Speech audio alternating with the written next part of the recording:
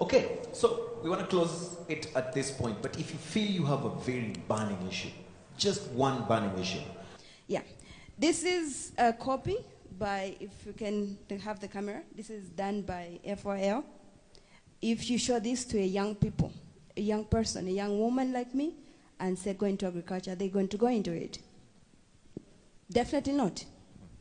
I told the World Bank the same thing. If you want to make agriculture attractive, if you want to make it sexy, start by publishing it. Get a young person who's attractive, put them on this picture. I said this in Harare last year to say, can we try to make agriculture sexy?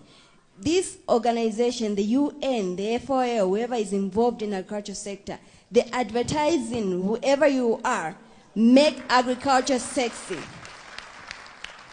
This is the beginning point of making it attractive to the young people. Right. If you, the organizers, the frontiers, the people who are supposed to lead us are putting such pictures, what are you sending to a person, a young person from the village? You pick this picture and like, oh, this is what we're living. But if they see a young person here, very attractive like me, and you put me here, even the young men in the village, they'll be like, wow, I want to be like her. I mean, where am I going to find this woman? Let me join agriculture. I mean, this is practical. That's what we need to be talking about. So please, my request is that next time we're going to have such a conference, whatever is coming up, you can look for me on Facebook, Tamara Happy Face Kaunda. Put my picture there and say she's a farmer. Yeah, and a medical doctor, yeah?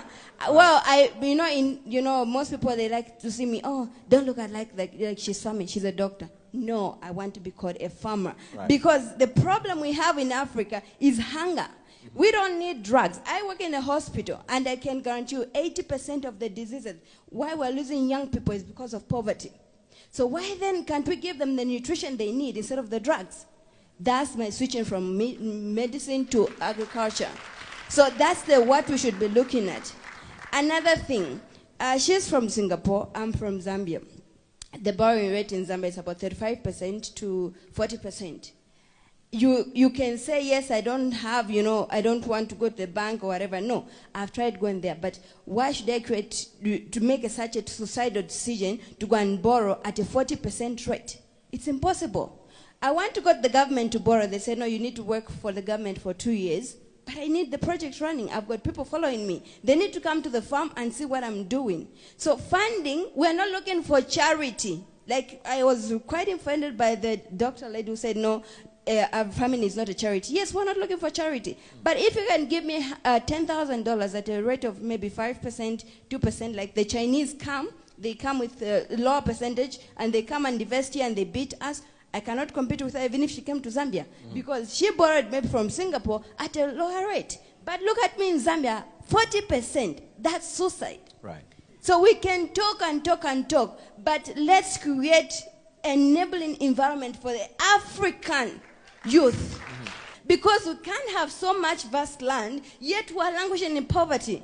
Netherlands cannot export to Africa if they don't feed their own people. Yes, I'm happy the young people are exporting, but why are we leaving our people? Why are they dying? African graves are the richest because we've lost so many young people to poverty and hunger. So we need to really critically look at agriculture as the oxygen for economical in Africa. It should not be a backbone. I can break my backbone today and I can live on. But if I don't have oxygen, I can't live on. So agriculture should be the oxygen of the economy in Africa. Thank you. What a way to actually powerfully finish this conversation. One, make agriculture sexy in order to attract young people into it. And number two, start seeing agriculture as the oxygen of our economies and not just the backbone of our economies. From our teams right here, we want to say thank you for watching this CNBC Africa special. I'm Eugene Anangwe.